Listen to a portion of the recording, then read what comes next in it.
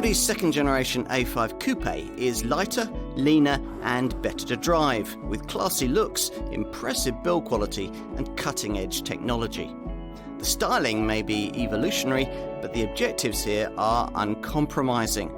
Ingolstadt wants class leadership in this segment, and this Mark II model might well convince buyers that it's ready to achieve exactly that. Can this second generation A5 really match its rear-driven coupe competitors when volume versions have to use the front-driven setup that you'd find on a common family hatch? Well, you might wonder on that score, but on the move, this Audi gets remarkably close to the dynamic standards set by the rivals. The reasons why have a lot to do with the stiff, sophisticated new MLB Evo platform and the high-tech, fully independent 5-link front and rear suspension arrangement that can be embellished with adaptive damping on request. Also freshly developed for this Mark II model is a 7-speed S-tronic auto gearbox featuring efficient dual-clutch technology that couldn't be had on front-driven versions of the previous generation model. Included across the range is the usual Drive Select vehicle dynamics system that, in its standard form, will allow you to tweak the steering feel, the throttle response and the gear shift timings to suit the way that you want to drive.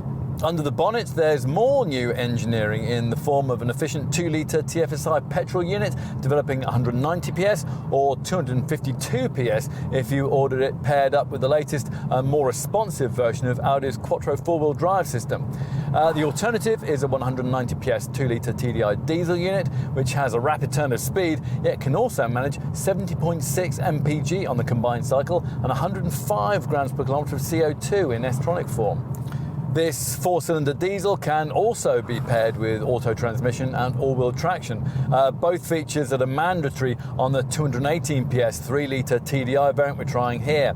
At the top of the range lies another 3-litre V6, this one petrol-powered and installed beneath the bonnet of a potent 354 PS S5 Quattro variant that storms to 62 miles an hour in just 4.7 seconds.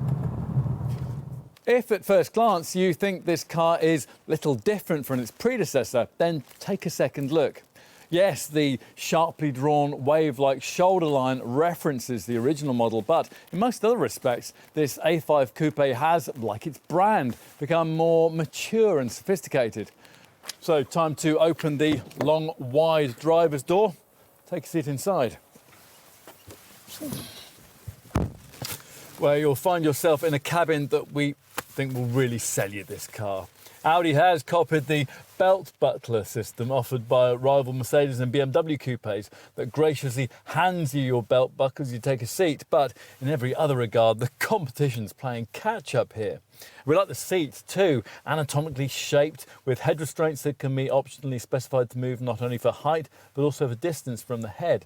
They position you perfectly in front of a magnesium-framed, leather-stitched, 3-spoke multifunction steering wheel, which looks particularly nice in the R8 style flat-bottom form that's been provided here. Through it, in standard models, you would view 2 conventional analog dials separated by the usual information screen.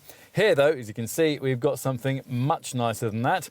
The optional virtual cockpit replaces the entire instrument binnacle with a 12.3-inch LCD colour monitor, and it has a layout that's fully digital and customisable with smart 3D graphics and highly detailed effects. Anything that this setup can't tell you will almost certainly be covered by the slimline MMI infotainment display that dominates the top of the dashboard.